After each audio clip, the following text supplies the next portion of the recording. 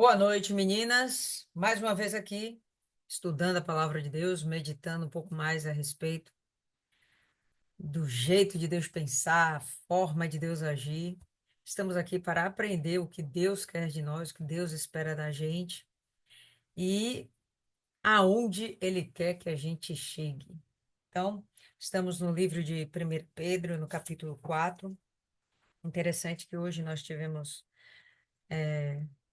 uma aula de obreiros só falando da importância da palavra.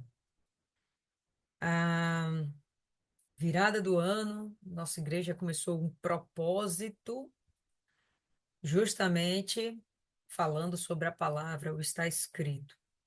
E aí a gente percebe o Espírito Santo buscando dar ênfase ao entendimento, ao conhecimento da palavra de Deus, que isso realmente é fundamental para qualquer cristão.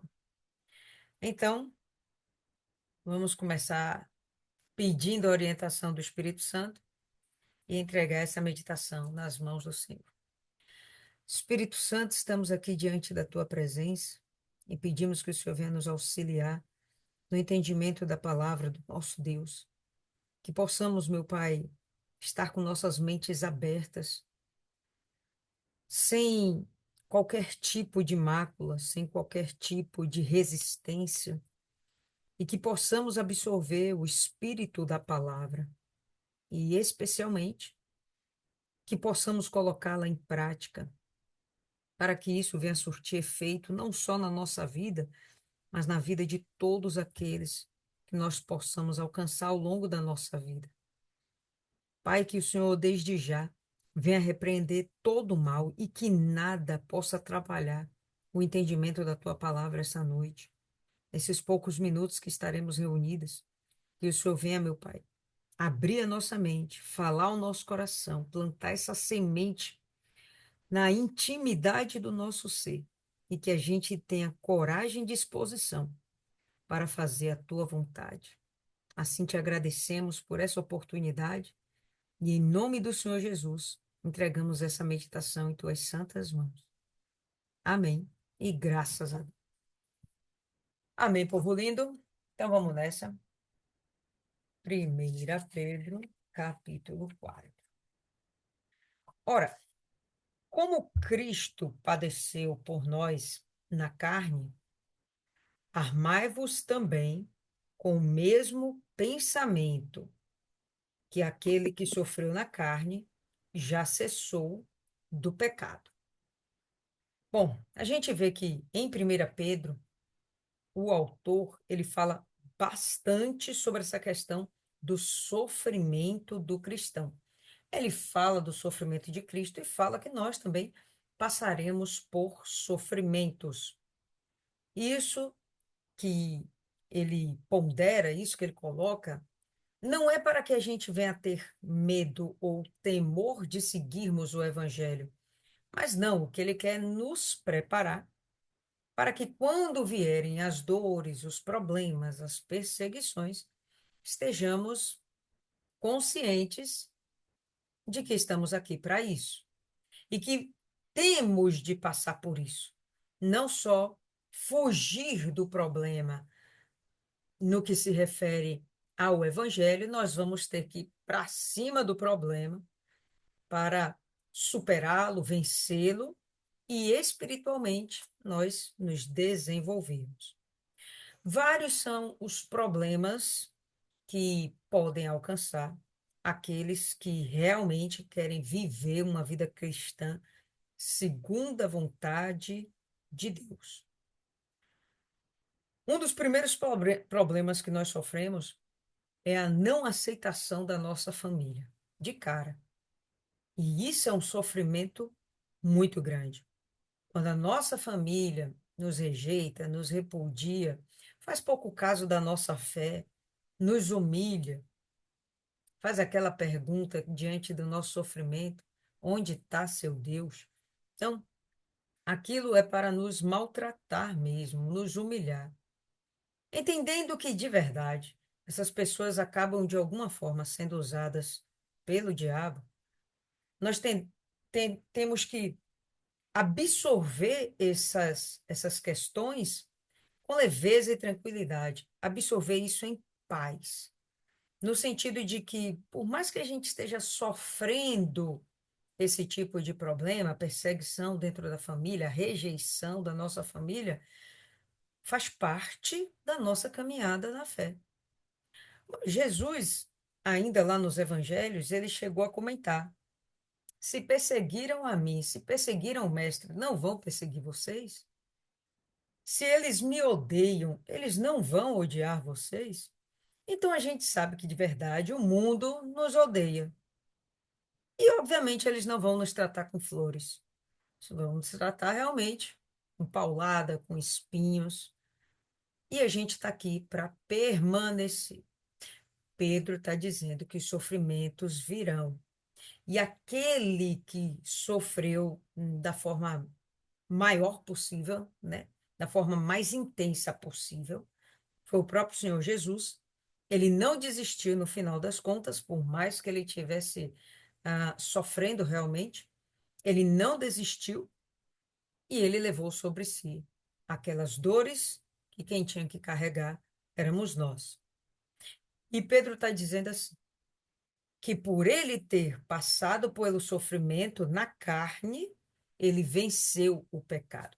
E se nós o fizermos também, também venceremos o pecado. Olha lá.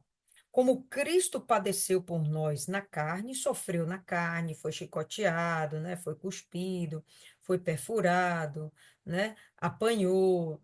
A gente já sabe tudo aquilo. Padeceu na carne. Armai-vos também, eu acho interessante o termo que ele fala de armai-vos, né? Em outras versões eu percebi que esse termo é parecido, realmente é a ideia de você se armar, mas não é se armar com armas, é você se armar no seu pensamento, é você se preparar, se prepare, você vai passar por isso. Se prepare, se você está disposto a seguir Cristo, você vai passar por isso. Então, armai-vos também com o mesmo pensamento. Não é você se armar para dar uma resposta para o seu familiar, dar uma resposta para o seu patrão, para o seu amigo, dar uma resposta para aquele que te ofende. Não, não é isso. Se arme no pensamento, porque você vai passar por isso. E aquele que sofreu na carne já cessou do pecado. Se a gente acaba sofrendo na carne, nós não estamos dando vazão ao pecado, não estamos dando vazão à carne, não estaremos cometendo pecados. Uma outra forma da gente encarar esses sofrimentos, e é uma forma mais ampla, mais abrangente da gente entender, não só essas perturbações externas, mas aquilo que vai partir da gente. Perturbações externas. A perseguição do mundo, perseguição da família, perseguição do seu trabalho, enfim os problemas internos, né? As dores internas, você negar a sua carne. Isso te traz um sofrimento na carne, te traz um sofrimento, mas quando você passa por esse sofrimento, você está anulando o pecado. Então, quando Pedro nos orienta a respeito do sofrimento, ele está dizendo que vamos passar por ele de uma forma interior, vencendo o nosso próprio eu, de uma forma exterior, tendo que suportar o mundo, pelo menos enquanto estamos nessa terra, onde não somos nada além de peregrinos, esperando ansiosamente o dia em que iremos para o céu e partiremos dessa terra. Então vamos lá. Armai-vos também com o mesmo pensamento antes que você pense que é para você ser agressivo, não é para você ter uma certa aceitação. Quando você sofrer na carne, você não está dando vazão ao pecado. Para que ele não mais viva o resto de seu tempo na carne para as concupiscências dos homens, mas para a vontade de Deus. Então, quando ele está falando de que a gente não vai mais viver na nossa carne para as concupiscências dos homens desse mundo, estamos dizendo que Cristo sofreu justamente para que nós não precisemos mais passar por essa situação, vencendo a nossa carne. A gente não está fazendo isso sozinho. A gente tem um auxiliador muito poderoso, que é o Espírito Santo. Vencendo a nossa carne, a gente aplaca o pecado e nós estamos negando o resto do nosso tempo na carne, estamos nos negando para as concupiscências, os desejos dos homens e nos abrindo ou nos propondo a viver a vontade de Deus. Sempre que a gente vê, pessoal, esse negar a carne para viver a vontade de Deus, isso aponta para o novo nascimento. Isso aponta para a mudança de mente. Vê que Paulo falou isso lá atrás? Pedro está falando a mesma coisa. A nossa maior guerra, a nossa maior batalha é aqui, é na mente. É na mente, tá? E percebe como a palavra de Deus, ela nos dá esse suporte, ela nos dá essa ajuda, ela nos guia para a melhor forma de resolver os nossos problemas. Vai ser sempre aqui dentro, vai ser sempre na mente, tá? Então, ainda que seja para vencer a carne e o pecado, a resposta está aqui na mente. É a mudança de pensamento, é o novo nascimento. Uma obra operada pelo Espírito Santo, mas manifestada por nós, como seres humanos, em carne, osso e sangue ainda, né? Em breve não será mais assim. Porque o tempo passado de nossa vida, enquanto fazíamos as vontades dos gentios, deve nos bastar. O tempo que passamos fazendo a vontade da carne, vivendo para o pecado, isso já deu. Basta. A gente não precisa mais viver por isso. Não precisamos mais ter de passar por isso. Deve nos bastar. Quando andávamos em lascívia, concupiscências, excesso de vinho, orgias, banquetes e abomináveis idolatrias. Então, Pedro está apontando para algumas obras da carne. Lembra que Paulo falou de algumas obras da carne também? Paulo deu umas 3 listas a respeito de obras da carne. Pedro está fazendo aqui uma lista dele também. Algumas obras da carne. Percebe que sempre encabeçando, a gente vai ter as, as, as vicissitudes sexuais, né? Os devaneios sexuais, desvios de conduta envolvendo o sexo. Então, sexo fora do casamento, quando dentro do casamento, sexo não permitido por Deus, existem práticas sexuais que são abomináveis aos olhos de Deus, práticas sexuais com animais, a aberração de prática sexual entre pessoas do mesmo sexo, sexo grupal, e aí tem uma infinidade de atitudes que o ser humano consegue criar para se entregar ao sexo de uma forma desenfreada. Você vê que isso sempre encabeça as listas de obras da carne. A gente vai ver ele aqui apontando também para as idolatrias, os banquetes, né? Apontando também para a glutonaria, o excesso de vinho, a bebedice. Podemos aqui pontuar o uso de drogas e por aí vai. Coisas que tiram a nossa capacidade cognitiva, a nossa capacidade de tomar decisões, a nossa capacidade de pensar. Então, isso faz parte do passado e já foi, já basta. São coisas que não devemos mais viver. E ainda que a nossa carne peça, nós vamos ter que sofrer na nossa alma para não praticar isso. Negando o nosso eu, nós vamos sofrer. E eu vou confessar para vocês que no início da nossa caminhada com Cristo, é verdade, tem práticas que nós fazemos que quando abandonamos, e às vezes a gente abandona de uma forma abrupta, aquilo machuca a gente, aquilo fere a gente fica doido para pecar, doido para pecar. E a carne fica pedindo e a gente fica ali pela consciência se negando, se restringindo. Isso é um sofrimento, é uma perturbação. Mas dali um tempo, aquilo já nem te machuca mais, aquilo já nem te fere mais. Aquela inclinação foi algo vencido, bastou. É como Pedro está falando aqui mesmo, bastou. Daqui em diante é uma nova vida, uma mudança de mente, e aquilo já não me fere mais. Tanto a gente já não tem mais a mesma inclinação, a mesma intensidade de desejo, porque mortificamos a carne, como também a gente, isso já não nos causa mais tanto sofrimento, porque nós almejamos um bem maior. Nós temos a esperança de uma recompensa que torna tudo isso válido. Aquela ideia de vale a pena a gente não fazer o nosso querer para fazer a vontade de Deus. Vale a pena, vai valer a pena. Sim, vai valer a pena. Então esse sofrimento já não pesa tanto. Tá de boa, né? Diante da recompensa que a gente vai ter.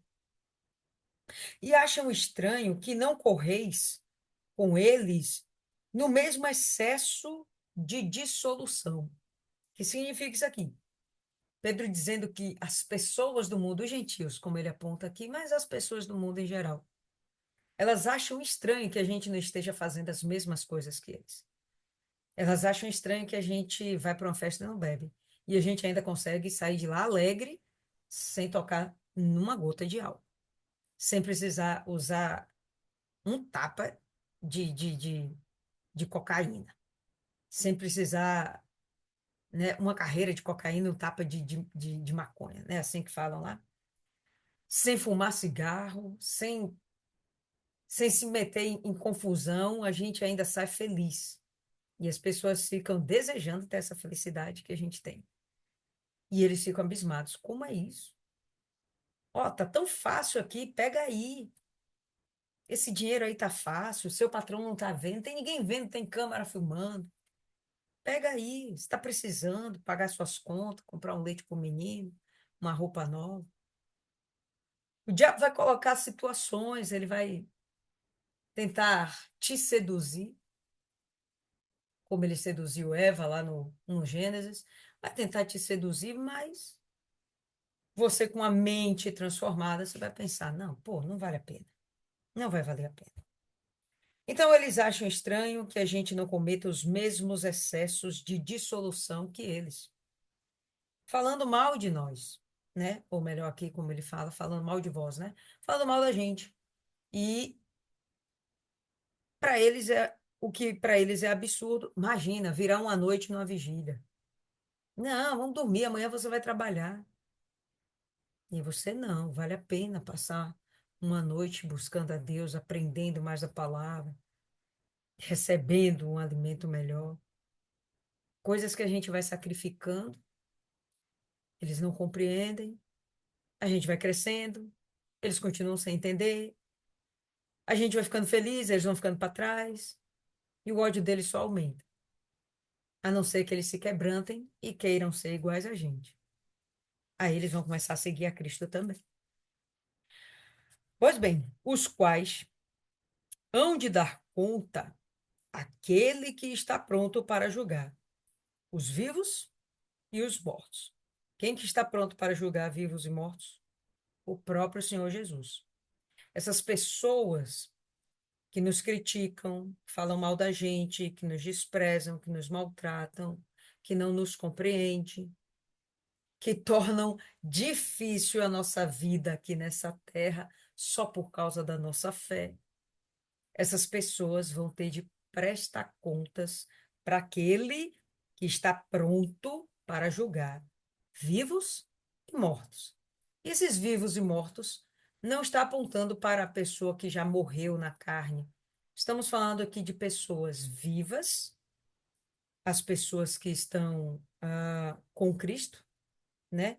Receberam uma nova vida, e os mortos em Cristo, no sentido mortos em Cristo, não, mortos para Cristo, porque eles ainda não reviveram para Cristo e eles estão mortos em seus próprios pecados, porque o salário do pecado é a morte.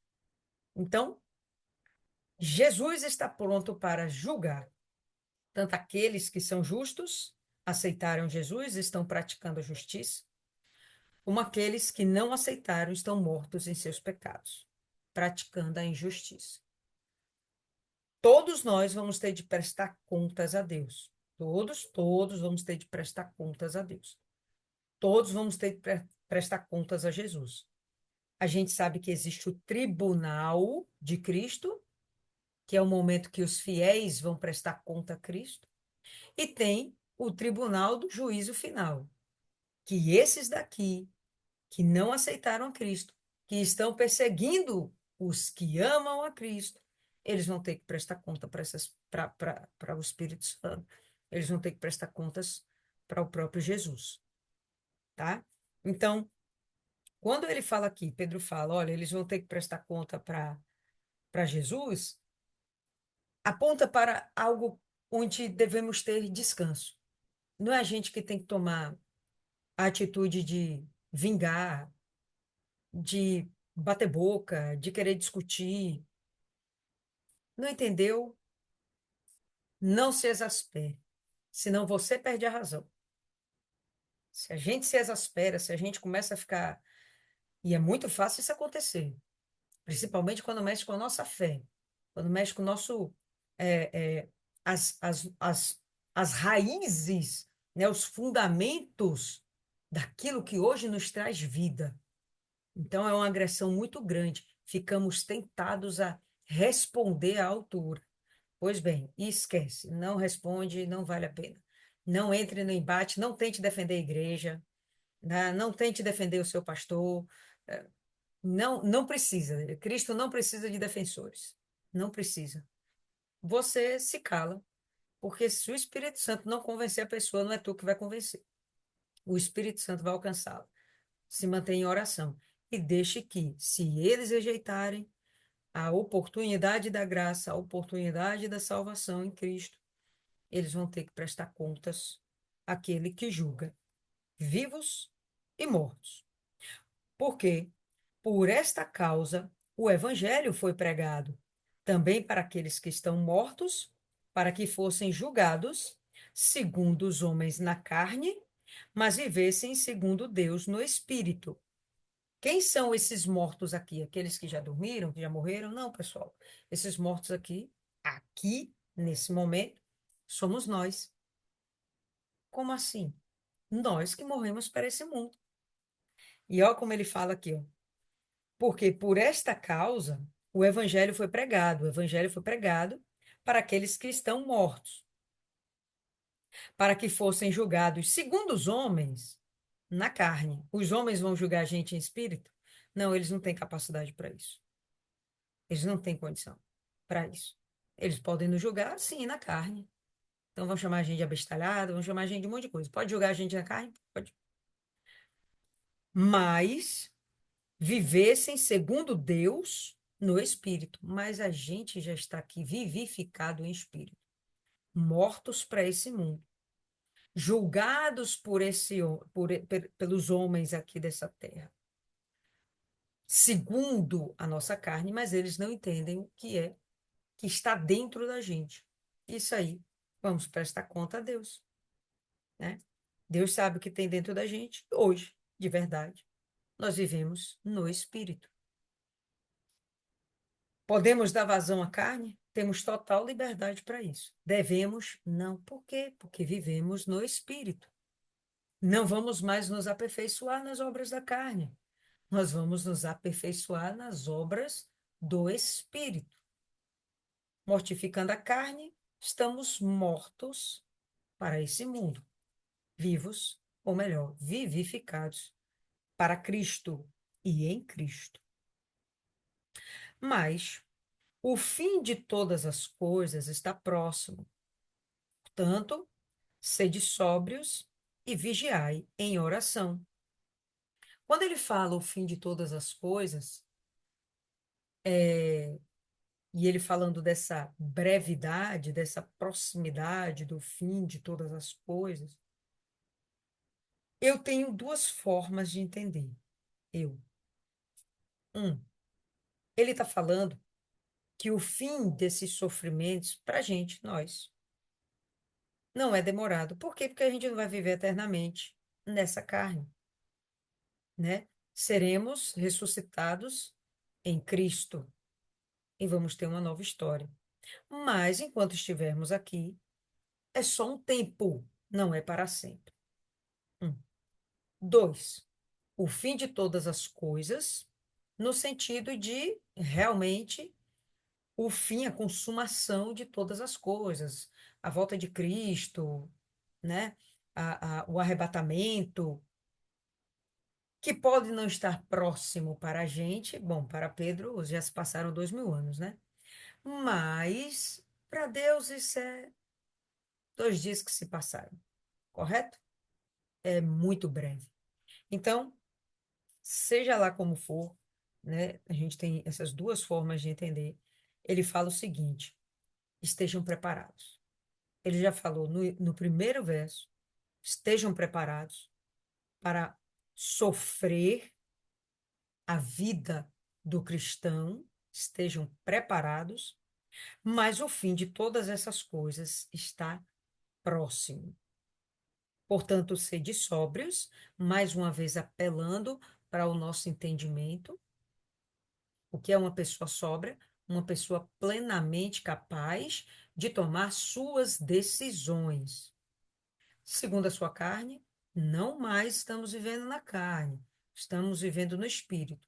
Vamos tomar as decisões segundo o espírito. Vamos bater boca? Não, não vamos bater boca. Vamos brigar com o vizinho? Não, vamos brigar com o vizinho.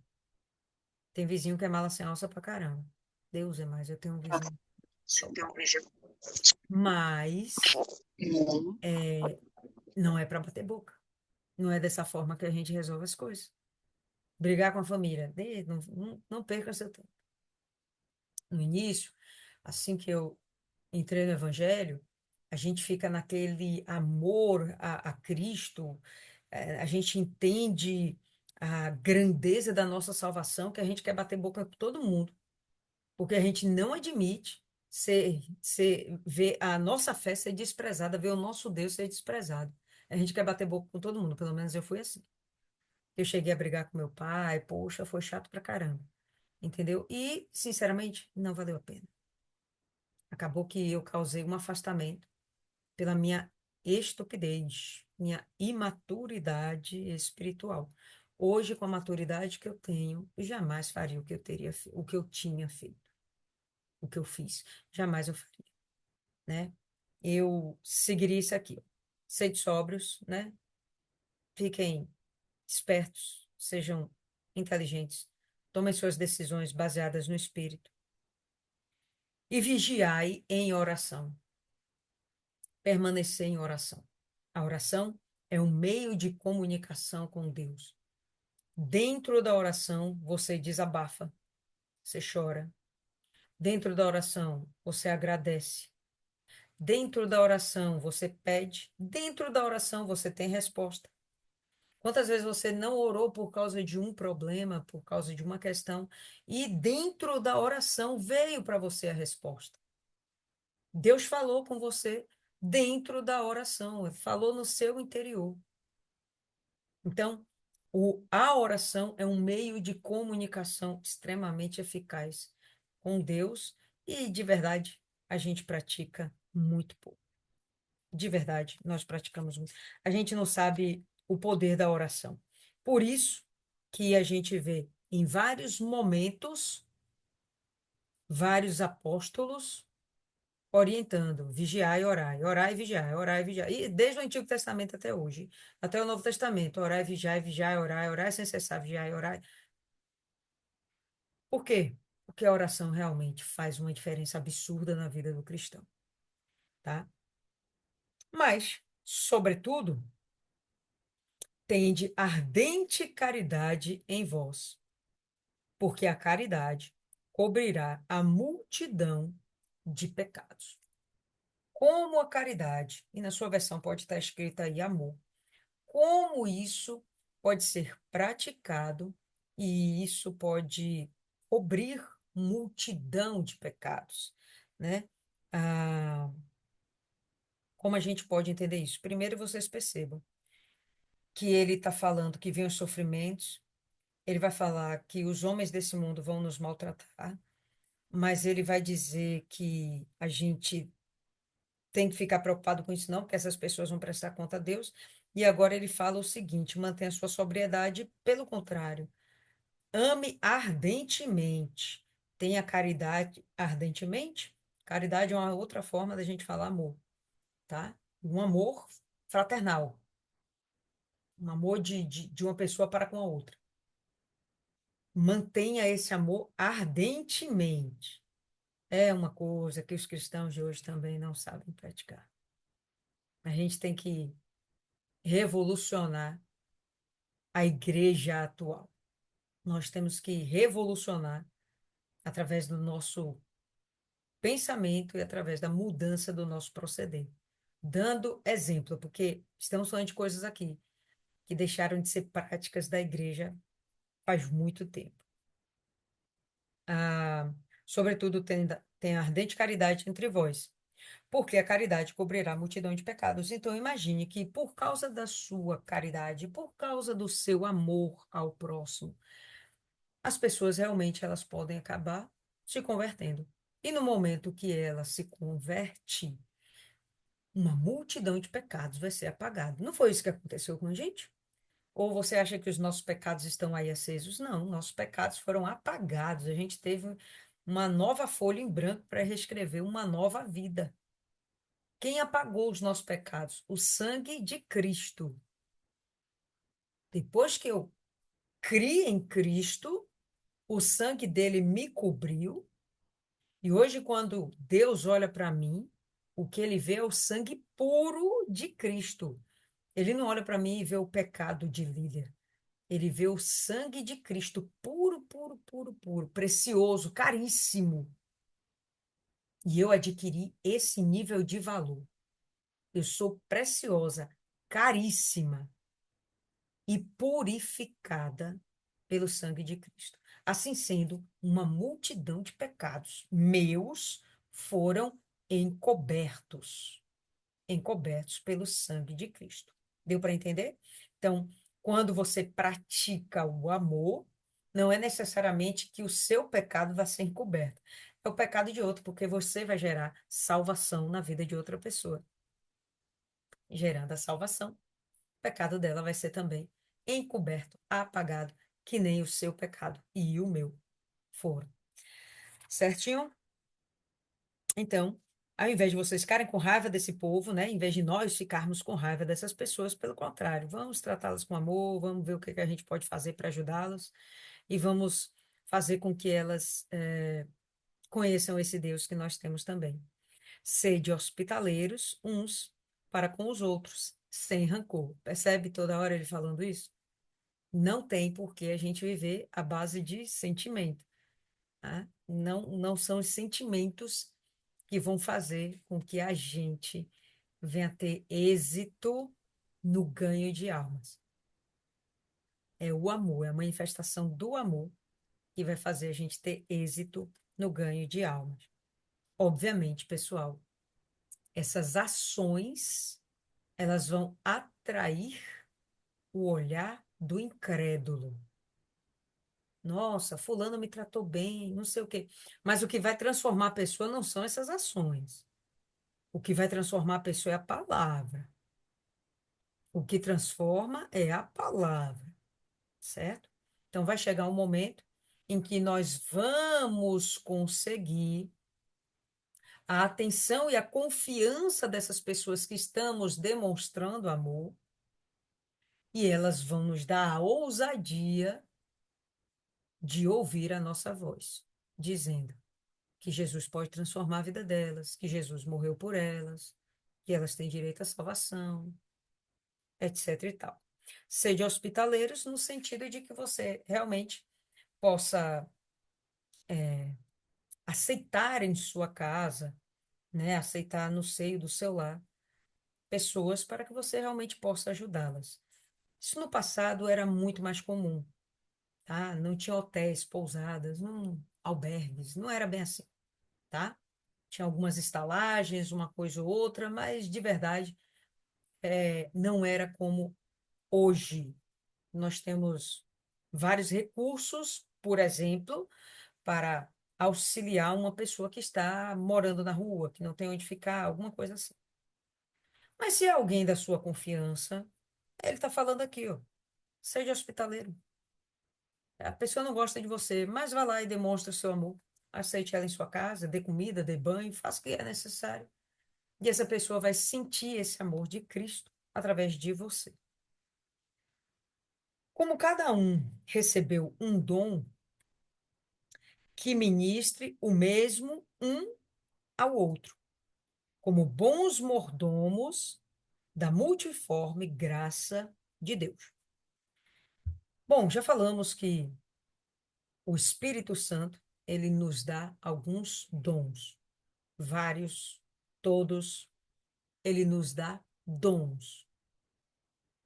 E dentre esses dons, o dom da profecia, né, o dom de ensinar, né, enfim, a gente já viu isso anteriormente lá em 1 Coríntios. Mas dentro no meio desses dons, nem todos vão receber os mesmos dons. E o que ele está falando é: não guarde isso para você, compartilhe. Se você tem o dom do ensino, ensine outras pessoas.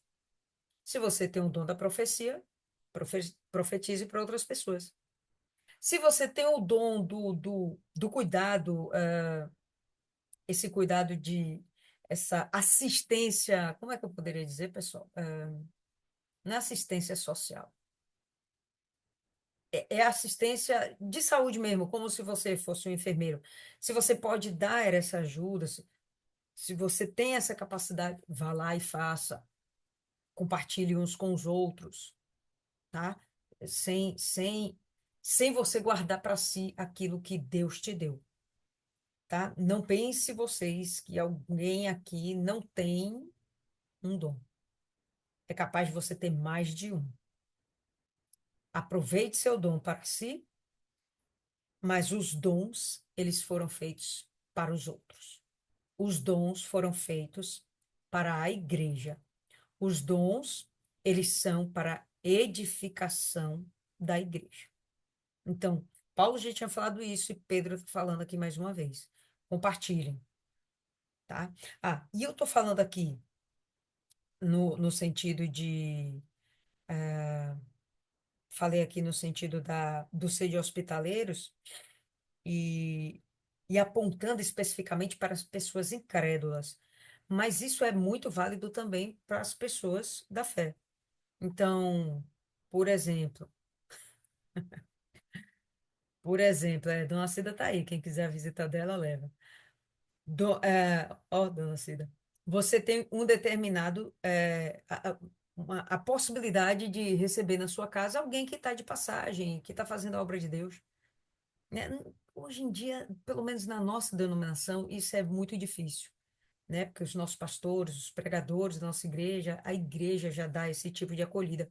Mas tem denominações que a igreja não tem suporte para isso. Então, quem dá o suporte é um membro que tem aquela condição de receber aquele casal, aquela família, que vai estar lá ministrando a palavra de Deus, tá? Então, é aplicável também esse tipo de conduta, né, de comportamento, de você receber em sua casa, né, hospedar em sua casa pessoas também da fé.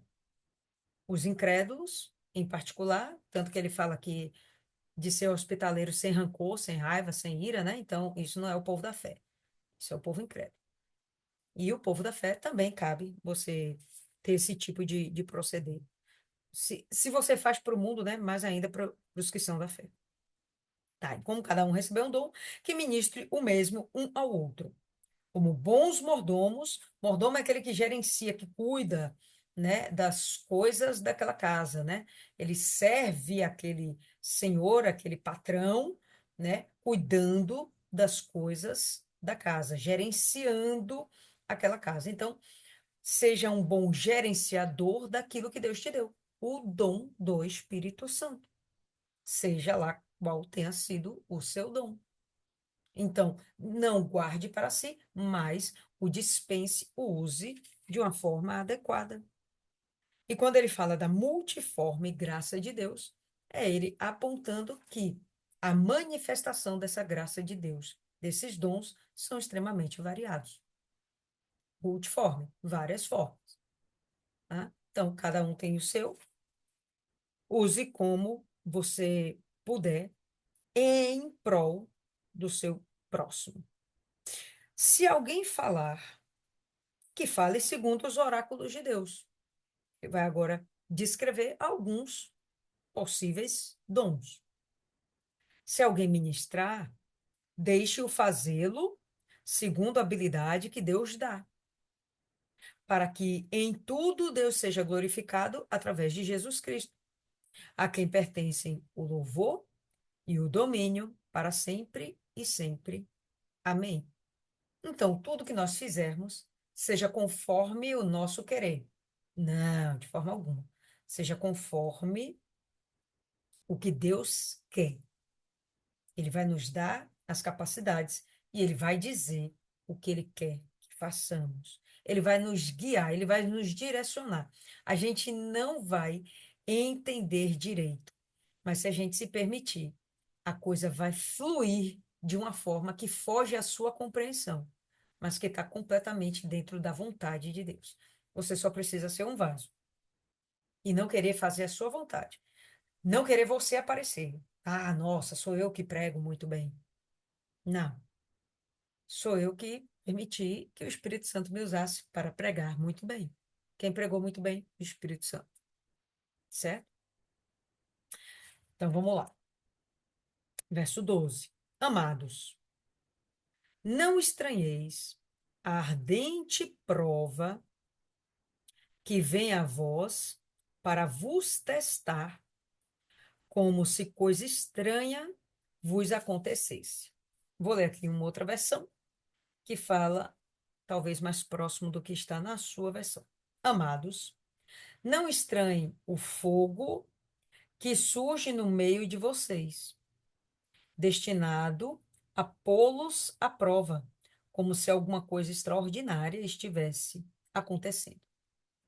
O que seria esse fogo? Ou aqui na minha versão, ardente prova. De fato, pessoal, seria uma situação que ela viria para provar a fé dos cristãos. Ver que esse problema, essa situação, vai acontecer no meio da gente, vai acontecer no meio das pessoas, né? No nosso meio. Tanto a gente, como igreja, como congregação, como a gente, como indivíduo. Podem acontecer situações que você para e fica assim pensando: meu Deus, como isso aconteceu?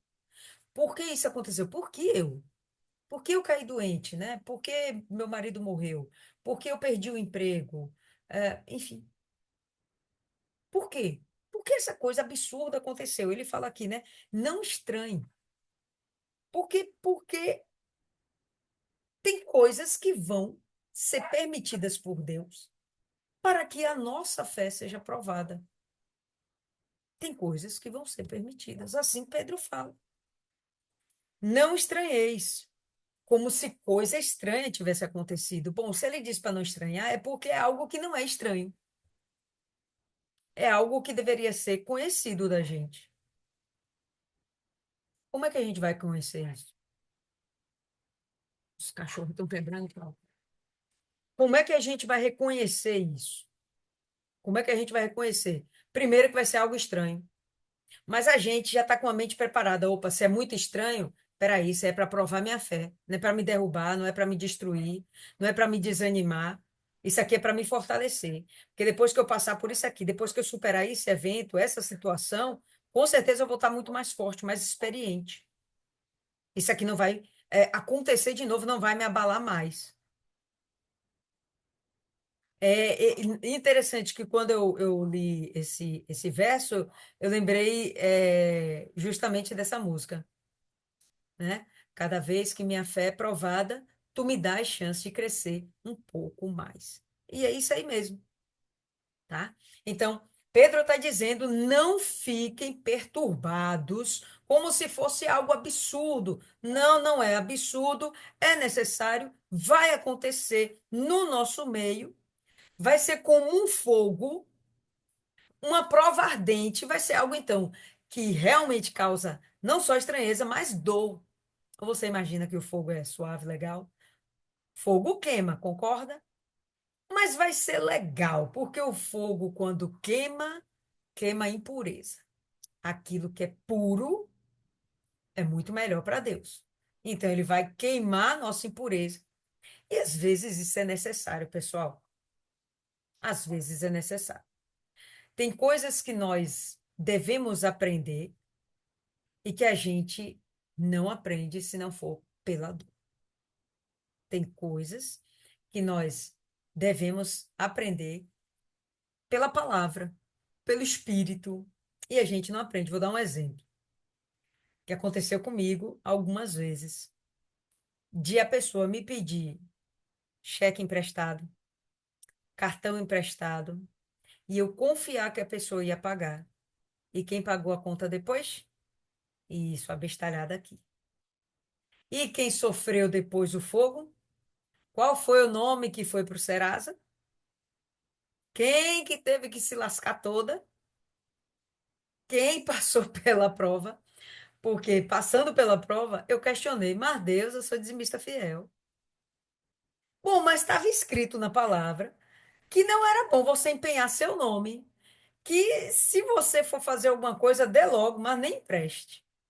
Dê logo, mas nem empreste. Mas, enfim, era uma cautela que eu tinha de ter com a minha vida pessoal que eu negligenciei. Algo que a palavra me ensinou e que eu negligenciei. Quando eu passei pelo desgracê, eu aprendi. Me pede hoje um cheque emprestado. Pede meu cartão. Esquece que não rola. Esquece. Mesmo Deus que me prosperou, Ele pode prosperar você também. Vou te ensinar como. Você quer aprender? Ah, quero. Pronto, tudo certo. Mas se eu tiver como, pode ter certeza, eu dou. Eu não tenho esse negócio, não. Se tiver na minha condição, eu dou. Já fiz isso algumas vezes. E a Bíblia orienta que nós devemos fazer isso. Se está na nossa condição poder ajudar, é pecado a gente se negar a ajudar. Se está na nossa possibilidade, então devemos ajudar, ok? Mas não está na nossa possibilidade, estamos empenhando o nosso nome em nome de outrem, aí a gente está entrando realmente contra a palavra de Deus. Então, foi um fogo que eu passei, e foi um fogo desgraçado, que não durou um ano, durou mais do que isso, porque até eu terminar de pagar o diabo da dívida. E não pense que foi uma vez só que eu caí nessa cilada. Caí nessa cilada umas 3, 4 vezes, entendeu? Até eu tomar na cara e, pô, meu, não dá não, não. Pronto, quando eu parei com isso, acabou. Não teve mais cilada, não teve mais aperto, meu nome nunca mais ficou sujo, uma belezura na vida. Mas se eu tivesse obedecido a palavra, eu precisava passar pelo fogo? É claro que não. Então, tem situações que vão vir, sim, para provar a nossa fé, para nos aperfeiçoar, para nos purificar. Tá certo? Então, estou dando um exemplo, mas, de repente, você mesmo já lembrou aí de coisas que você viveu, que você falou para Deus: Deus, por que eu? E depois que você superou, você entendeu: poxa, valeu muito a pena. Hoje eu sou outra mulher. Então, vamos lá. Ah, não estranheis a ardente prova que vem a vós para vos testar. Ele não está dizendo que pode vir. Se a gente entende isso aqui, pessoal, como texto inspirado por Deus, a gente não tem como negar que coisas assim virão para testar como se coisa estranha vos acontecesse. Não estranheis. Mas alegrai-vos no fato de serdes participantes dos sofrimentos de Cristo. Então, por causa da fé, vamos sofrer provações, vamos sofrer provações. Às vezes a gente tem uma tendência a negar isso aqui. Mas quando a gente vê a palavra, não tem como a gente. Aqui não é nem Antigo Testamento para a gente dizer, não, isso passou. Não, não passou. Por causa da nossa fé, vamos passar por situações. E o objetivo não é para nos abater, é para nós nos aperfeiçoarmos ou sermos aperfeiçoados pelo Espírito Santo. Alegrai-vos no fato de serdes participantes dos sofrimentos de Cristo, para que, quando sua glória for revelada, também vos regozijeis com excessiva alegria. Fica até com medo quando está tudo em paz. É mais ou menos isso. Então, é, essa ideia aqui da gente se alegrar no de participar dos sofrimentos de Cristo, entenda, pessoal, que isso é sempre relacionado com a nossa vida espiritual, tá bom? Sempre relacionado com a nossa vida espiritual. Então, quando isso acontece, fica feliz. Por quê? Porque assim como Cristo sofreu, você está sofrendo, Cristo recebeu um galardão, você também vai receber o seu. Cristo recebeu pouca coisa, ele vai falar aqui daqui a pouco. Cristo não recebeu pouca coisa. Então a gente vai entrar no mesmo caminho, tá certo? Ele está fundamentando uma ideia. Não tema sofrer. Não tema sofrer, tá? Eu perguntei lá no grupo, né, o que significaria aqui esse fogo. E me parece que só uma pessoa ali conseguiu ter a compreensão do texto. Só uma pessoa respondeu certo, que seria realmente provar a nossa fé, provar a qualidade da nossa fé. Se a gente vai perseverar ou se vai retroceder. Se a gente vai parar para ficar chorando ou se a gente vai se levantar, depender de Deus, buscar em Deus as forças, as energias, a sabedoria, o que for necessário e passar para a próxima etapa. Superar o problema, vencer o problema. Se sois censurados pelo nome de Cristo, o que é ser censurado? Novamente, aquelas perseguições, as pessoas olharam para você, ó, para aí, ó. Posso nem chorar. Pessoas que, por exemplo, pessoas solteiras, mulheres que chegam, passam dos 20, 25, 30, 40, 50, sem se relacionar com homem nenhum, guardando a sua pureza, sua virgindade, para aquele com quem ela vai casar um dia. Tem gente que não entende isso. Vai dizer que a gente é abestalhada, que está perdendo tempo, que em vez da gente usufruir dos prazeres dessa terra, né? A gente está perdendo tempo. Tem tanto homem, tem tanto isso, tem tanto aquilo. Quando ele fala aqui de ser censurada, é isso, a pessoa recriminar a atitude que você está tomando. A atitude que você está tomando. Então, estou dando aqui um exemplo, mas você já pode ter passado por vários problemas parecidos. Se sois censurados pelo nome de Cristo, felizes sois, porque o Espírito de glória e de Deus repousa sobre vós. Porque se você, por exemplo, né, vamos insistir aí nessa ideia da virgindade, de você se preservar para aquele que vai ser o seu marido, e seu marido para todo sempre. E amém. Né? Quando você toma essa decisão, não é da sua carne, não é por você mesmo. A sua carne pede um relacionamento com um parceiro. Você quer ser amada, você quer amar, né? Você quer o toque, quer tudo, né? Mas aí você tem uma nova mente. E essa mente é por quê? Porque o Espírito de glória de Deus repousa sobre vós. E vai te dar essa capacidade de resistir à tentação, de resistir ao apelo da carne, para fazer as coisas do Espírito segundo o Espírito Santo te orienta. E aí você resistir isso até o final É um sofrimento, né? Tem uma moça aqui na nossa congregação, na nossa igreja, que ela já vai fazer, eu acho que ela já tem mais de 60 anos. E ela fez um voto com Deus. Eu só vou casar com um homem assim, assim, assim. Ela foi fiel ao voto. Já teve gente que já virou para ela, isso é bestalhada, isso é voto de tolo, quebra seu voto. E ela tá firme lá. Deus não está vendo essas coisas. Ela está sofrendo, porque com certeza a- o desejo de quebrar o voto é certo. Ela fez um voto que hoje eu acho muito, vou ser sincera para vocês, eu acho muito difícil ela cumprir esse voto. Ela alcança, eu acho muito difícil. Mas acabou, velho. Ela fez um voto, ela não vai voltar atrás. Essa firmeza de caráter, essa firmeza de compromisso com Deus, isso vai ser reverberado lá na eternidade mesmo. Com certeza. Entende? As pessoas dizem que ela é uma boba, mas ela, quando ela chegar no céu, minha irmã, é outra história. Tá aqui. Por eles, ele é blasfemado, mas por vós, ele é glorificado. O proceder dela, o comportamento dela, dessa obreira que eu estou falando em particular, glorifica a Deus. A decisão de ela se manter fiel ao voto dela, eu só vou casar nessa condição. Fiz o voto com Deus. Teve pastores de falar com ela, rapaz, quebra esse voto. Você foi voto de tolo. Ela não. Eu fiz o voto com Deus. E ela fez o voto quando ela era menina, seus 20 e poucos anos. Enfim. Tá lá com seus quase 60, firmona, tá? Então, aqueles que censuram a nós pelo nosso proceder, por causa do nosso proceder por causa de Cristo, esses blasfemam a respeito de Deus, blasfemam contra Deus. Mas nós glorificamos a Deus com o nosso proceder.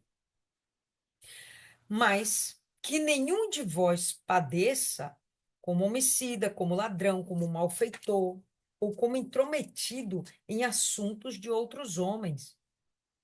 Então, ele aqui está dando uma orientação. Se você ficar firme no seu compromisso com Deus e não acabar se tornando um intrometido em assuntos dos homens, assuntos alheios. Não é só fofoca, não, é você se envolver com as coisas dessa terra, né? Se você não der uma de louca e acabar dando uma de homicida, roubar, né? Ser ladra, uma malfeitora, né? Maquinar o mal contra as pessoas. Não padeça por causa disso. Não padeça por causa disso. Não pratique essas coisas para que você não sofra isso. Se for para padecer, não é por causa das obras da carne. Padeça pelo nome de Cristo. É isso que ele quer dizer. Temos de ter o sofrimento, mas por causa de Cristo, não por causa do nosso mau comportamento, das nossas más escolhas. Ele orienta, não faça isso. Fala, dona Maria.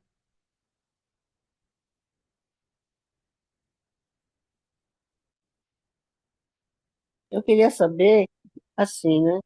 Até quando assim, esse alcance desse voto, como você falou, né? Porque, por exemplo, quando eu tinha 14 anos, eu fui à missa no carro e o Frei Eliseu, com minha tia, me fez com freira de Nossa Senhora. E entre esses votos, tem um voto de pobreza. O voto de pobreza do Carmelita é mais ou menos assim. Esse Frei Eliseu, ele, quando foi para o seminário, o pai deu um relógio a ele. Bom, com o tempo, as pessoas olhavam para o relógio dele, tinham pena, dava presente de aniversário a ele do relógio. Aí o prior da ordem dizia a ele, ou você fica com o relógio do seu pai, ou você dá esse relógio para outro irmão, porque você não pode ter dois relógios. E aí, todo aniversário dele, ele dava um relógio para o irmão carmelita, porque ele não queria se desfazer do relógio do pai. O voto de pobreza é esse: você não pode ter dois carros, você não pode ter coisas de luxo. Aí eu quero dizer a você, esse voto eu tenho que cumprir. Quando eu fiz com 14 anos e não tinha nem noção do que era isso, Então, é, não era no oba-oba ali. A senhora acabou fazendo um voto com ídolo, né?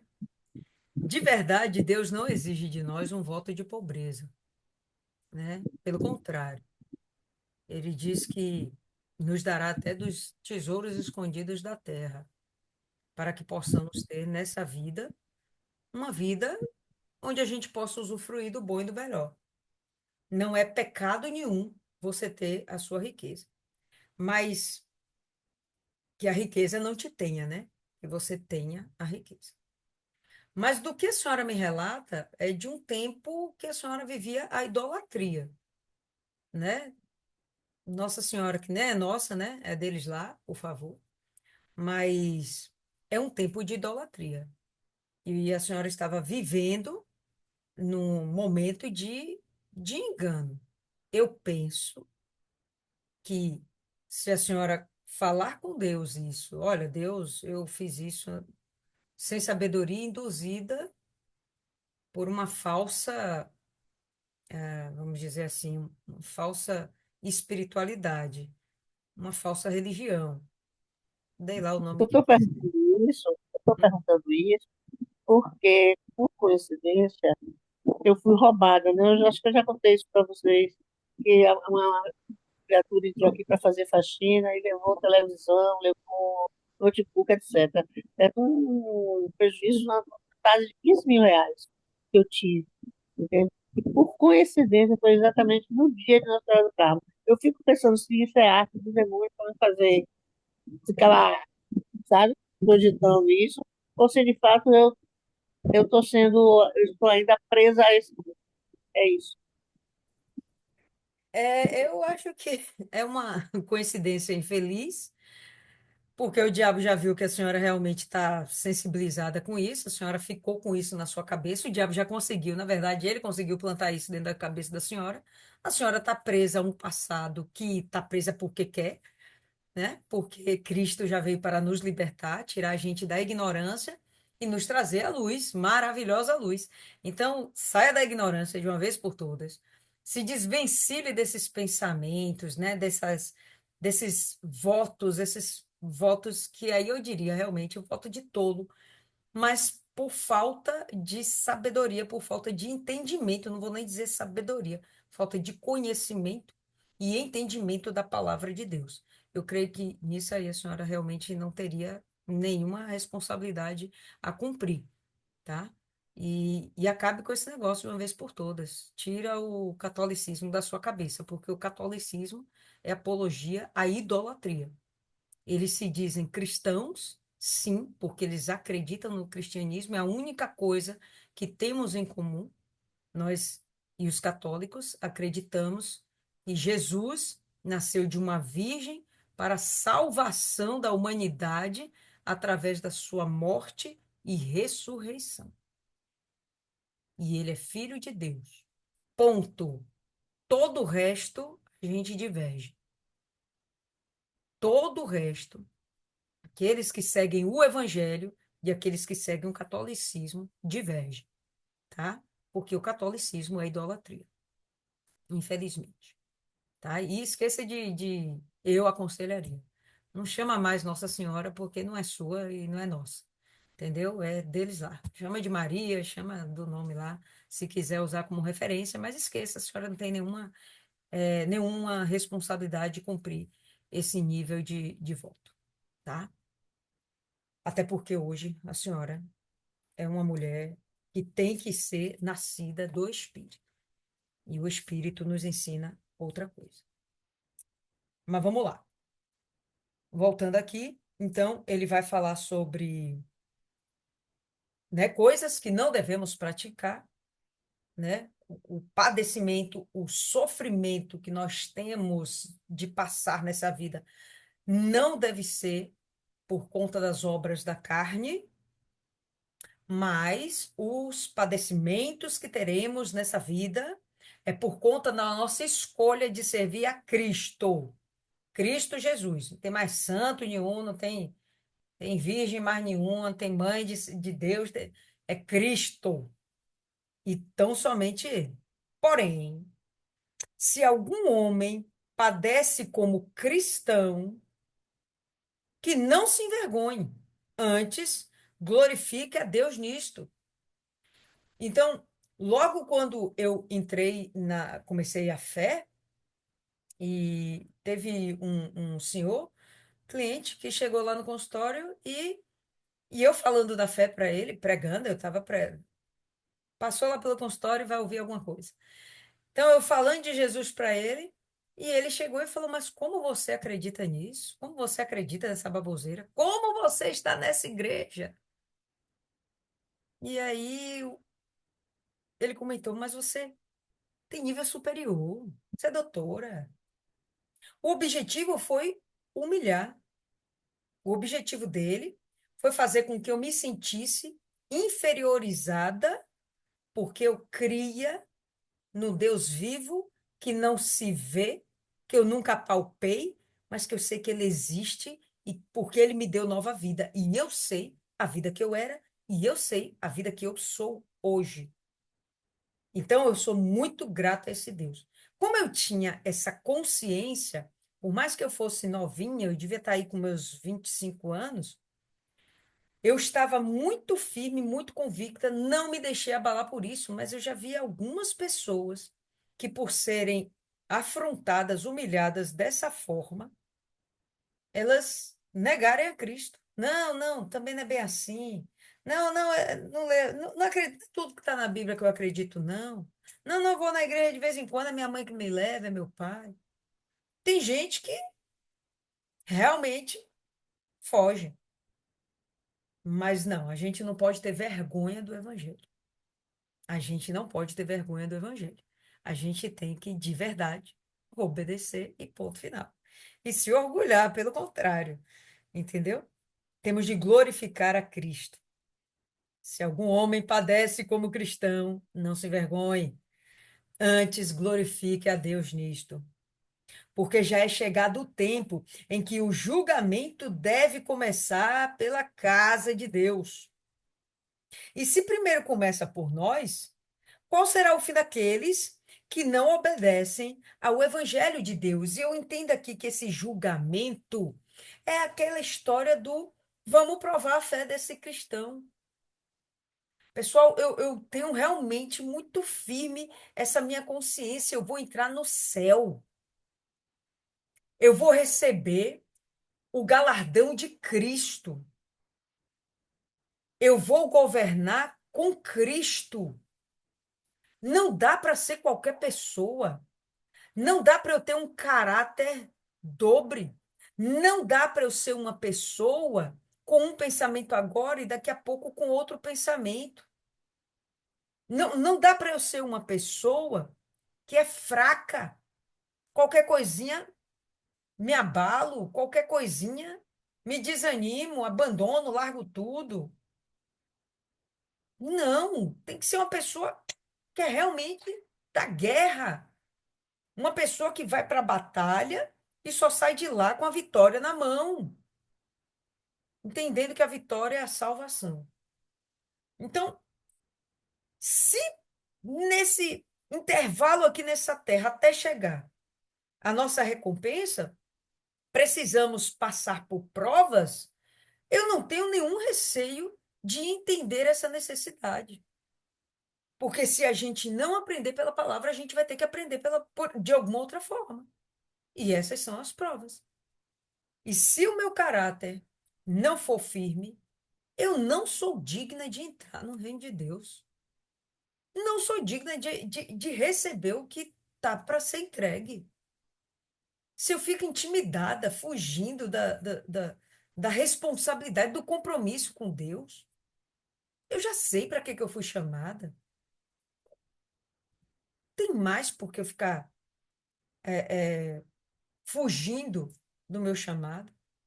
Então, quando vier a situação, o dia mau, né? Os ventos, a turbulência, a tempestade, dá o nome aí que vocês quiserem. Quando vier esse momento, eu tenho que estar firme.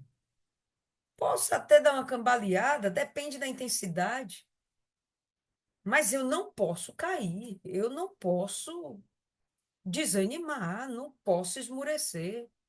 Isso aí, Viviane, um furacão, dá o nome aí que quiser, pessoal.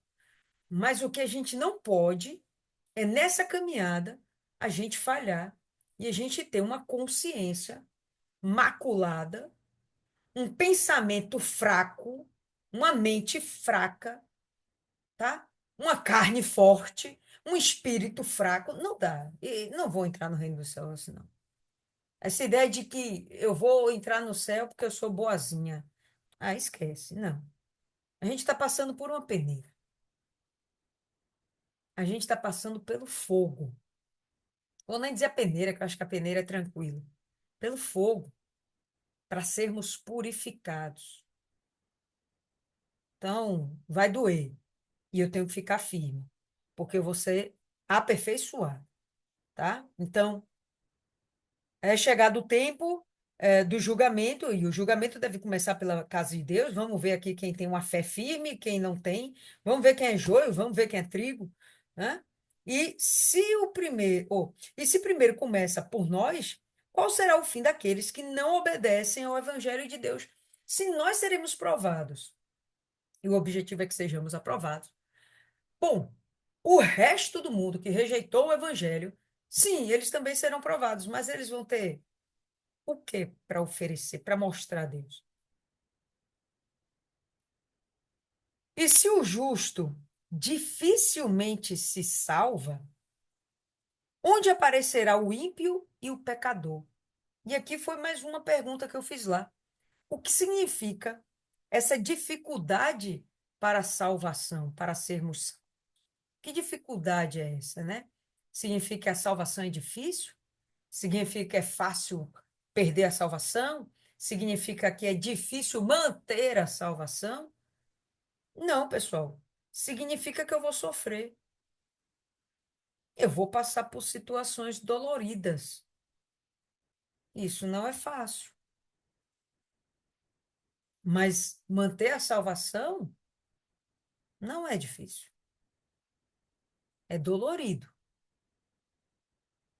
Mas não é difícil. Só é difícil para quem não conhece Cristo. Só é difícil para quem não entendeu ainda a proposta que está sendo dada, né? Só é difícil para quem não compreendeu que vai valer a pena. Aí é difícil. Aí é difícil negar o cigarro, aí é difícil negar as festas, negar a balada, negar a prostituição, aí tudo é difícil, entendeu? Negar o tirar vantagem em cima dos outros, negar a mentira, aí tudo é difícil. Mas não, a ideia aqui da dificuldade é isso. Se o justo e se o justo dificilmente se salva, ou seja, ele passa um sofrimento para ser salvo, tá? Onde aparecerá o ímpio e pecador? Eles nem vão passar por dificuldades. Tá vivendo na mão de Satanás, né? Portanto, que aqueles que padecem segundo a vontade de Deus possam entregar a guarda de suas almas ao fiel Criador, fazendo o bem. Então, enquanto eu vou estar buscando a minha salvação, estou fazendo o bem, estou tentando salvar os outros também. Meu propósito de vida, ser salva e salvar. Meu propósito de vida. Resposta, consequência. Consequência da aceitação ao chamado de Cristo e de pregar o evangelho. Consequência, salvar-me e salvar. E é isso aqui que ele está falando novamente. Aqueles que padecem segundo a vontade de Deus. É segundo a vontade de Satanás? É segundo a vontade dos homens? Existem provas que são segundo a vontade de Deus. Pessoal, quando a gente está lá, né, que todo mundo aqui, eu acredito, passou pela escola. Não vou falar faculdade, vou falar pela escola mesmo. A alfabetização nossa. Pô, a gente aprender as letras, formar sílabas, formar palavras, criar texto. Isso não é uma coisa fácil. Mas a gente passava pela prova e passava de ano. Aprender matemática, somar, subtrair, tranquilo. Multiplicar, dividir, já começa a dificultar. Aí entra geografia, história. vai dificultando. Mas o que que você vai fazendo? Passa pelo sofrimento de ter que sentar a bunda na cadeira, meter a cara no livro e estudar para aprender. Quando o coleguinha está te chamando lá na porta para você ir brincar, não, você está estudando para você passar de ano direto, para você realmente absorver o conteúdo, para que você, porque você almeja lá na frente um futuro melhor para você, você almeja agradar o seu pai, sua mãe, sua família, você almeja ser uma referência. Então, tudo isso está sendo computado e existem as provas. E cada prova você vai dando o seu melhor. Nem sempre você tira 10, nem sempre você atinge o seu nível máximo que pode atingir. Mas você não desiste. Tirou nota baixa, foi reprovável. Você vai melhorar, você vai se dedicar mais para que você seja aprovado. Então, da mesma forma que nós passamos isso na nossa vida, nós passamos por isso também, porque a gente vai entrar no céu. Não é qualquer carinha bonita. Não é qualquer um que diz Senhor, Senhor. Não é realmente quem negou a si mesmo, quem pegou a sua carne, moeu e deixou ela calada, enquanto nessa terra você teve vida. Porque carne não se converte e só morre quando a gente morre. Até lá, a gente tem que mortificá-la. Isso não é fácil. Isso é sofrido. A ideia do dificilmente o cristão se salva é porque ele vai passar por essas provas, essas dificuldades que de verdade não são dificuldades quando a gente vê aonde a gente vai chegar, tá? Então, segundo a vontade de Deus, os que padecem, segundo a vontade de Deus, que possam entregar a guarda das suas almas ao fiel Criador, fazendo o bem. Então, é a nossa salvação e salvar quem mais a gente puder. Você vê que Pedro começa esse capítulo falando de um determinado assunto e ao redor, ao longo desse capítulo, ele vai estar sempre falando do sofrimento do cristão, que não tem como a gente fechar os olhos ou tentar tapar sol com peneira e acreditar que a vida do cristão não tem sofrimento. Tem, sim. Mas tudo isso para nos aperfeiçoar, tá?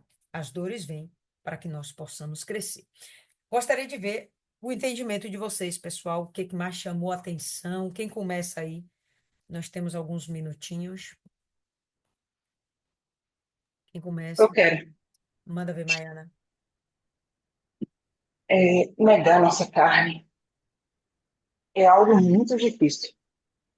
Eu já comentei aqui que eu vi um homem falando que ele achou que a carne, né, o velho homem, que ele tinha matado nas águas do batistério, só que descobriu que ele sabe nadar, né? No caso, a nossa carne ela ressuscita sem precisar de oração, porque basta uma injustiça que você passa para você querer ir lá e fazer justiça com suas próprias mãos, assim, tirar satisfação, querer tomar o lugar de Deus. E para Pedro falar dessas coisas, mostra que ele realmente mudou, porque Pedro era estourado. Ele não aguentava desaforo. Arrancou a orelha de um, só não era mais do que João e Tiago. Eles dois eram filhos de Boanerges. Mas Pedro ele foi se moldou ao ponto de morrer de cabeça para baixo para mostrar para Deus que ele era uma nova pessoa. Ele não está falando de algo que ele viu os outros vivenciar. Ele está falando de algo que ele viveu. Ele teve que se moldar, ele teve que matar a carne dele dia a dia. Ele está falando aqui de uma maneira suave em compensação a algumas coisas que Paulo disse. E olha quem era Pedro. Qualquer coisinha ele riscava o facão no chão. Nossa, o Pedro que habita em nós às vezes quer fazer isso. Mas aí você pensa, poxa, Deus, ele está vendo tudo isso. Não é fácil. O pessoal pensa que ser cristão é viver uma vida cor-de-rosa, um mar de rosa, e não é assim. Não é tão doce. Jesus disse que é um fardo leve e suave, mas ainda é um fardo, porque muitas vezes você entra em conflito só por dizer que você serve a Deus. Você é ridicularizado e você pensa, se fosse em outra época, eu ia fazer miséria. Mas aí você pensa, hoje eu tenho o nome de Deus para zelar. Hoje não é só Maiana, é Maiana, é o que Maiana representa, é acima de tudo o Deus a quem eu sirvo. E como que eu vou dizer que um Deus que muda a história, que transforma a vida, que faz e acontece, se eu não mudei? O mundo pode, as outras pessoas podem falar o que for, eu sei que eu mudei.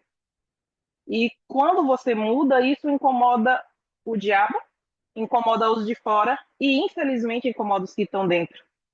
E você fica pensando, poxa, por que acontece isso? Você cresce e você não se dá conta que você está crescendo porque você está focado em duas coisas: servir a Deus e ser melhor para Ele.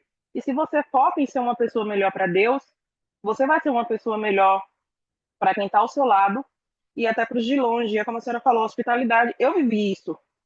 No momento que eu não tinha ninguém, não tinha para onde ir, não que eu não pudesse pedir, porque eu tenho certeza que se eu pedisse, eu ia ter esse auxílio, mas eu não quis.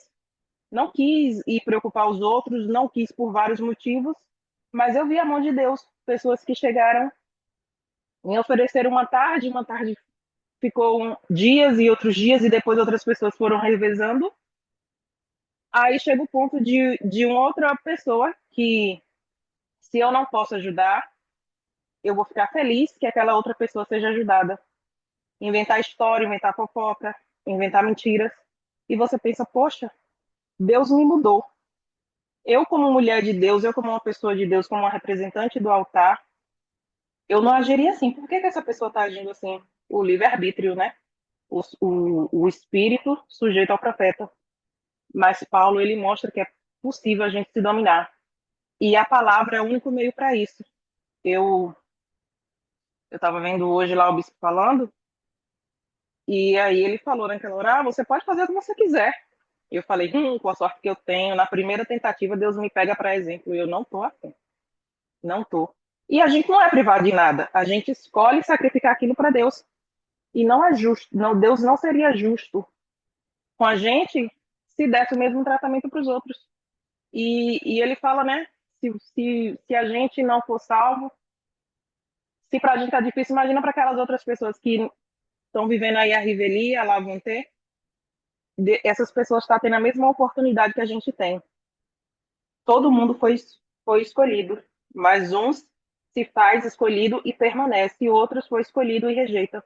Não está nem aí, eles não dão valor ao que vivem por causa de um problema que aqui é passageiro e esquece que se aqui já é sofrido, imagina no inferno. Que só a ideia de bicho caminhando no meu corpo já me deixa agoniada. Eu fico pensando, meu Deus, será que é lagarta? Mas eu não quero descobrir, não, não quero descobrir. Então, engolir sapo, é, ser taxado de idiota, ser taxado disso, ser taxado daquilo, é fichinha comparado ao que Deus tem pra gente. E nem todo mundo tá assim. Eu conversei com uma menina que foi levantada comigo e ela disse que não tá mais na obra por causa das pressões. E é claro que a gente vê que isso aí é conversa fiada. Mas eu também não vou contestar. Eu falei, ó, pelo menos você foi sincera, não envergonhou o nome de Deus, nem complicou mais a sua alma. Mas se você precisar de ajuda pelo fato de ser de outra igreja, eu tô aqui. E a única coisa que a gente pode fazer por essas pessoas é estender nossa mão e lembrar que assim como elas são difíceis, a gente também nós fomos pessoas difíceis e que Deus teve toda a paciência com a gente e o povo não entende isso. Não é fácil, mas é necessário e no final vai ser prazeroso. Não é prazeroso agora, mas uma hora vai ser prazeroso e eu fico imaginando o dia que eu vou chegar e dizer, Senhor, valeu a pena.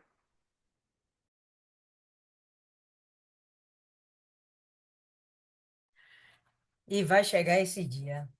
E de fato, povo lindo, Maiana mudou e mudou muito mesmo. Mais alguém? Quem é a próxima? Dona Rosa.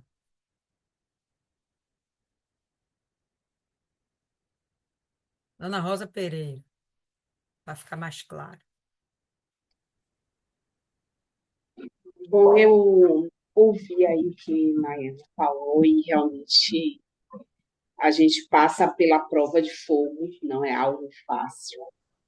E a gente vai vivendo cada ciclo, vai vivenciando vários ciclos, porque eu acredito que esses ciclos para nos transformar, e a gente vai se transformando gradativamente. Muitas vezes a gente até nem enxerga que a gente está se transformando, porque são tantas coisas que acontecem, né? São tantos momentos que a gente vivencia que a gente às vezes nem percebe. Quando a gente percebe, a gente verifica que a gente teve uma mudança muito drástica, mudou totalmente, né? Eu vivenciei várias coisas na minha vida, venho vivenciando, e hoje eu sei que Deus ele fez uma mudança muito grande, muito, mas é muito grande mesmo.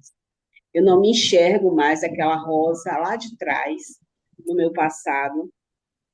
Eu sou uma pessoa totalmente diferente, mas é totalmente diferente mesmo, né? Eu sempre fui uma pessoa de doar, né? Eu nunca fiquei naquela de escolher quem eu vou doar. Eu sempre fui doadora e eu fazia e às vezes eu recebia ingratidão. E muitas das vezes aquelas ingratidões me chocavam. E hoje não me choca mais. E às vezes eu digo assim, nossa, já não sinto mais aquilo que eu sentia. Eu era muito, muito, muito sentimental, né? E hoje eu não sou mais. Então, eu sinto que Deus fez uma mudança muito grande, muito, muito grande. E aí a gente vai vendo, né? Vai aprendendo aqui com a palavra, e a gente vai vendo como essas mudanças aconteceram em nós. E para que servem essas mudanças? Para que serviu para mim essas mudanças?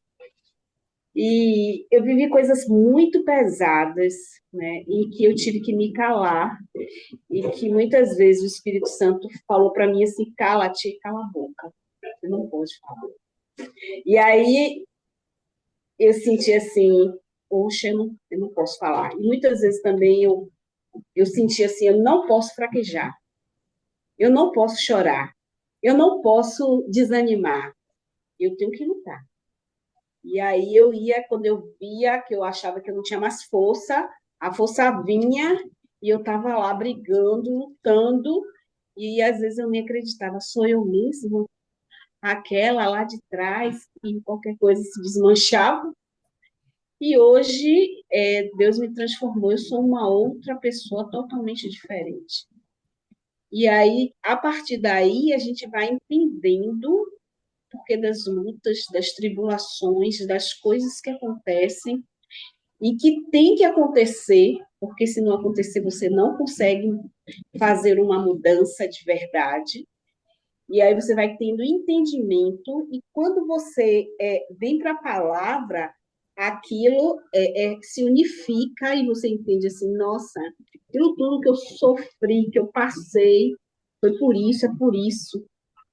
É porque quando você segue a Cristo, você começa a entender que você vai sofrer perseguições, humilhações, coisas que muitas vezes nós, né, pensamos assim, eu me curvei para Jesus, eu agora minha vida pertence a Ele. Mas a gente achava, no começo, a gente acha que por se curvar, a gente não vai sofrer tanto, vai ser mais ameno, vai ser uma coisa mais leve.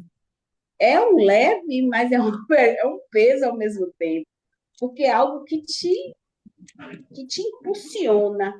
Você vai ter que mudar, você vai ter que lutar. É você, e em alguns momentos é você sozinha, que você acha que você está sozinha, mas é você e Deus. E aquelas pessoas que você tinha à sua volta, que te socorria, não tem mais ninguém. E Deus coloca um olhar para você enxergar coisas de pessoas que estavam ali mas não porque te amava ou porque, e sim por interesse, e tudo isso vem à tona de tal forma que às vezes ele te choca. E com isso, com todas essas coisas que vai acontecendo na sua vida, você vai tendo entendimento que é preciso passar. Porque se você não passa, você não transforma. Se você não passa, você não muda. Se você não passa, você não está em Cristo. Você não é de Cristo. Então, para eu ser de Cristo, eu tenho que vivenciar toda aquela dor da carne, aquelas feridas, aquelas pessoas, aquelas situações dificílimas e que você nem acredita que você tem condições de passar. Mas, de repente, você passa e é como se fosse um estalo de dedo, você mudou. Você já não é mais aquela pessoa que você era lá de trás. E cada dia mais, você vai se modificando, você vai crescendo. E esse crescimento é um crescimento em Cristo. E aí você vai vendo, nossa, que mudança. E aí você vai entendendo por que você precisa passar por isso. Por que do sofrimento? O sofrimento já não se torna tão sofrível. Ele, é algo que você sofre, mas você já, como você já se modificou, como Deus já conseguiu essa modificação em você, é aquele versículo que fala que você agora tem um fardo mais leve. E aí você consegue enxergar que você precisou de tudo isso para ser uma nova pessoa. Isso que e cada vez que a gente tem uma aula dessa, uma meditação dessa, aí a gente vai se compreendendo mais, vai se entendendo mais, vai entendendo mais um pouco de Deus, do que Deus quer de nós, do que precisamos ser para agradar a Ele. E que nós hoje, tudo que a gente recebe, a gente tem que devolver para o outro, a gente tem que levar para o outro. E aí a gente vai se tornando uma outra pessoa. É uma coisa assim grandiosa. Dói, mas não existe nada, né? Tudo que é para crescimento vai doer. Dói demais quando a gente está naquela fase de criança. Para adolescente, a gente não quer ser adolescente, quer ser criança. Dói. Aí, quando a gente começa a ter responsabilidade, a gente também não quer ter aquela responsabilidade, a gente quer ficar lá, sem responsabilidade nenhuma. Dói também. E assim vai. E aí, com Deus não é diferente. Com Deus é a mesma coisa, é aquele caminhar com Ele que você precisa mudar, você vai precisar, vai doer, vai te dilacerar muitas vezes, vai chegar um momento que você vai dizer, eu não aguento mais, eu já era, acabou, não tinha mais jeito, e daqui a pouco, do nada, que não é do nada, é de Deus, ele vem cá, levante, embora, levanta, cá, cala a boca, não pode chorar, chega. Eu tive momentos na minha vida de um trabalho que eu tinha um chefe carrasco, que a gente não sabia como ele chegava, tinha um dia que ele chegava xingando todo mundo, e teve momentos comigo e de o Espírito Santo dizer assim, cala a boca, você não vai falar nada. E ele me xingar, bater na mesa, e eu sair para o banheiro. Eu não ia chorar, não. Porque Deus dizia assim, não chora. Eu ia lá e dava um grito, e voltava. E voltava com a cara mais limpa, mais tranquila. E disse, oh, Senhor, me perdoe, mas eu tinha que gritar, eu tinha que botar para fora, porque é algo da carne mesmo. Mas eu não vou fazer, porque o Senhor não quer que eu fale e eu não vou falar. E assim a gente vai se modificando até o dia que a gente passa a ter esse entendimento de que é necessário passar por tudo isso. E É é isso. guerra, é guerra, é guerra, é isso aí mesmo. Para encerrar, Fabiane, e aí você já aproveita, Fabiane, faz a última oração, por favor.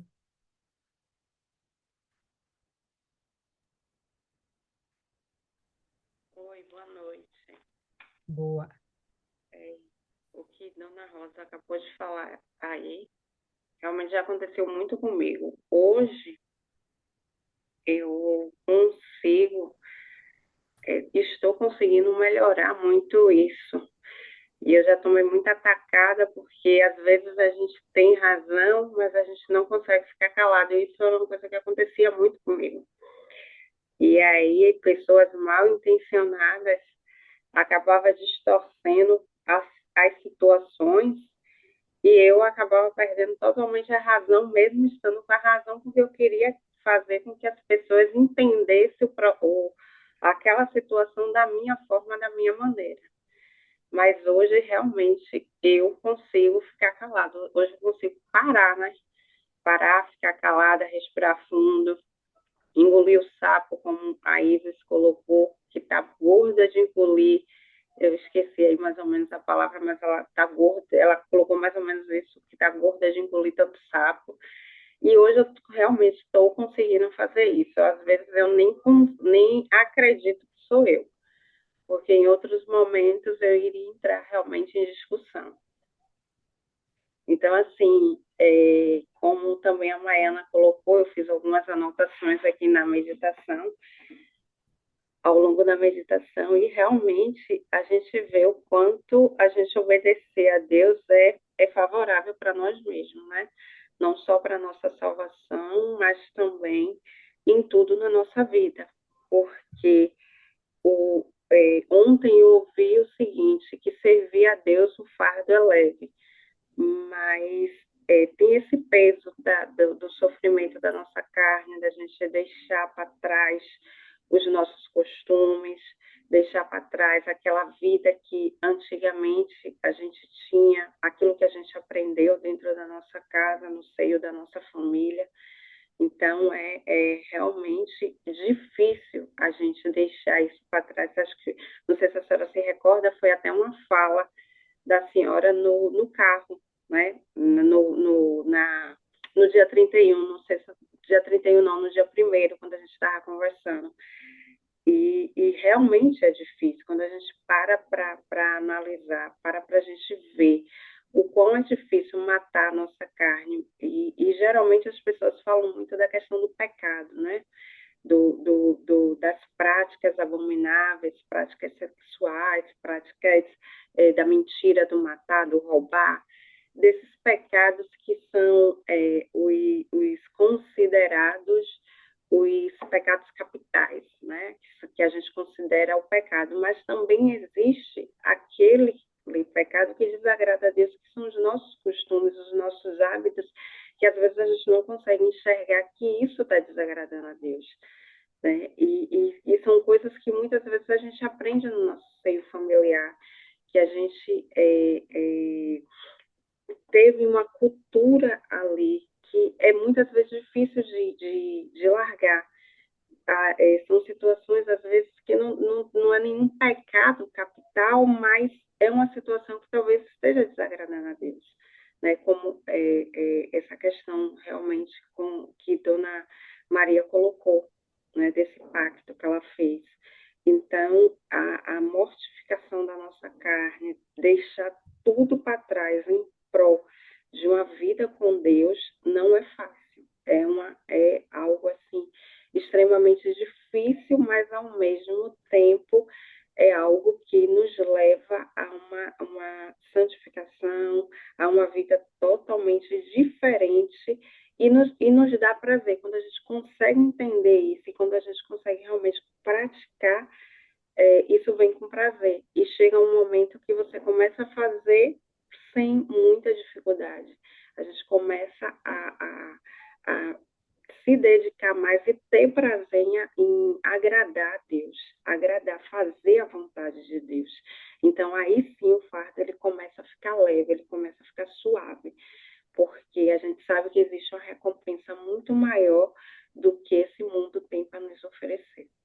Né? E foi isso aí que eu entendi nessa meditação de hoje. Top, Fabiane, top. Então, a gente extrapolou já um pouquinho aqui. Vamos fazer o seguinte: você faz a oração final aí, Fabiane, e a gente vai encerrar por hoje. Vamos Bem, tá certo. Senhor, nosso Deus e nosso Pai, meu Deus, neste momento, Senhor, eu agradeço, né, por estar aqui nessa meditação, por estar voltando, né, nessa meditação, por, por estar me empenhando mais e mais na prática da tua palavra. E peço ao Senhor, meu Deus, que a cada dia, todas que estamos aqui, meu Pai, possamos nos empenhar, possamos transformar cada ensinamento em comportamento para o nosso crescimento em teu reino. Assim como é dito em 2 Hebreus, que nós não viemos negligenciar o que temos ouvido, o que temos aprendido, meu Pai, durante esse tempo que nós temos de convivência contigo, de convivência com o Senhor. E que a tua palavra, meu Pai, ela venha fazer exatamente o que te apraz. Que ela venha fazer em cada uma que estamos aqui, Senhor, o verdadeiro efeito. A tua palavra, ela é vida, ela é viva, ela é eficaz. Ela penetra muito mais cortante do que faca de 2 gumes. É assim que o Senhor diz. É assim que está escrito na tua palavra. Então, meu Deus, que cada palavra, cada vírgula, cada, meu Deus, ponto, ela venha penetrar nas nossas vidas, nos nossos corações, e venhamos, meu Deus, frutificar no teu reino. Que possamos, meu Deus, ser árvores frutíferas, meu Deus, a cada dia, a cada momento e a cada segundo das nossas vidas. Meu Pai, eu também te peço que o Senhor venha de encontro à necessidade de cada um que estamos aqui. Venha de encontro, meu Deus, à vida de cada uma, à família, ao grupo, ao trabalho de evangelismo, ao trabalho de evangelização. Também te peço, meu Pai, pelos nomes que são colocados, Senhor, solicitando oração, que o Senhor vai de encontro à necessidade das pessoas que estão sofridas, cativas, abatidas, meu Deus, e que tudo, meu Pai, eu sei que está nas tuas mãos. Não cai uma folha da árvore, meu Pai, se não for da tua vontade. E assim sendo, meu Deus, eu coloco as nossas vidas, coloco as nossas famílias nas tuas mãos, em nome do Pai, do Filho e do Espírito Santo. Amém, Senhor. Então é isso aí, pessoal. Por hoje é só. Deus abençoe a todas vocês. E a gente vai se reencontrar terça-feira, quando vamos estar concluindo o livro de 1 Pedro com o capítulo 5, ok?